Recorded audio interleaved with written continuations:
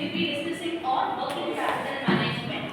So previously we have discussed in all the three units, we have discussed the basics of what is a finance. Same with what we have discussed so far in finance. We have discussed on what is a finance. What is a finance? It is about how you manage how you gather your money, how you use your money, and how you gain back those money. So that is what is your finances. Next, in second unit, we have discussed on operating leverages, financial leverages, all those things. And unit 3 we have discussed on capital structure. So far in 3 units we have discussed on how we will be generating the money and how we will be planning to execute the project. All those things we have discussed so far. And today in this unit 4 we will be fully covering the working capital management and cash management. These two topics are fully covered in the fourth unit. So starting up with the working capital management. Working capital management is nothing but the funds that are required for you people to manage the day-to-day business expenses. For example, let us assume that I am running a cafe. In this regard, working capital in the sense the fund that I have requirement of rupees 1 lakh per day to buy my milks, to buy my other items, to pay my rent and other things. For all those expenses, I need a sum of rupees 1 lakh for single day. So that is known as working capital management. So a business must ensure a smooth functioning of a working capital management, working capital without any deviation, to run their business without any breakage or deviations. So this is what an importance of a working capital. So as we discussed, working capital is the short-term funds required for the day-to-day operations of the business. So these short-term working capital ensures for the smooth functioning of following activities. Okay. So following activities in the sense these are the regular day-to-day activities. If any one of these activities get disrupted, your whole business will be deviating.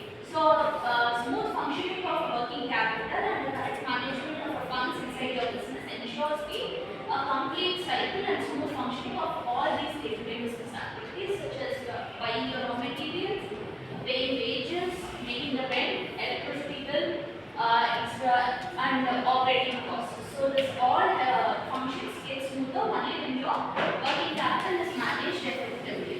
Clear? So working capital in the sense it is classified into various types. All business will not have same kind of a day-to-day business operations. Depending upon the size and nature of the business, your working capital management and your working capital plan will be varied. So I will be explaining today to you people about the 4 different types of a working capital. So with this help of these 4 kinds of types of working capital, each company will face either of these situations. So this helps you to analyze the exact working capital management for each of your organization and each of the expected stipulated details.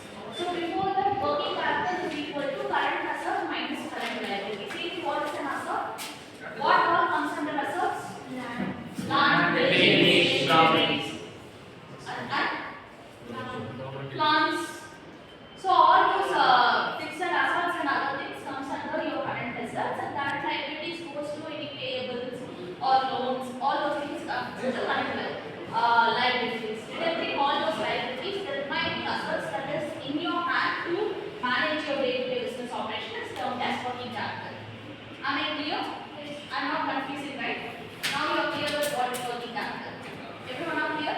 Now moving on to the types of working capital. So the first one is gross working capital.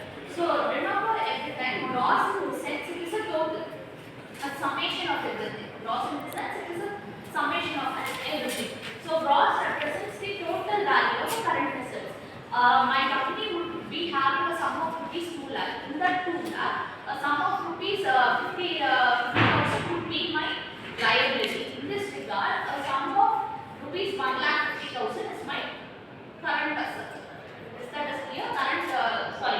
Gross working capital. Gross always represents as total, a full coverage. So gross working capital represents the total value of current assets inside the business to manage your day-to-day operations. Yeah. And next one is net working capital. Net working capital is nothing but an excess amount of current asset that you are holding. So we would have been calculated as sum of rupees 1,50,000, but we would have an additional